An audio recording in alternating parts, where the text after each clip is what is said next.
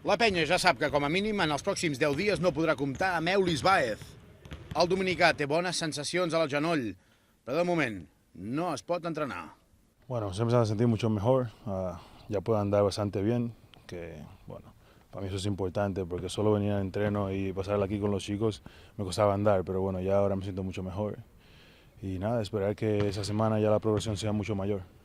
El pivot verdinegre assegura que la setmana vinent ja s'incorporarà, perquè té moltes ganes d'ajudar l'equip. Diría yo una semana y media más o menos yo esté en cancha. Si esto no pasa, pues seguiremos trabajando para ello, pero yo espero que sea lo más pronto posible.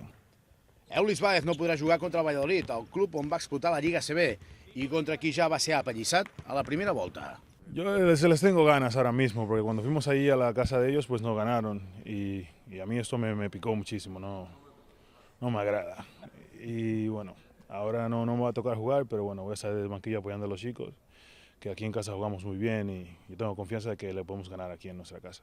D'altra banda, l'equip ha tornat a entrenar amb tanta concentració i intensitat que hi ha hagut molta duresa i, sobretot, una víctima, Henk Norel.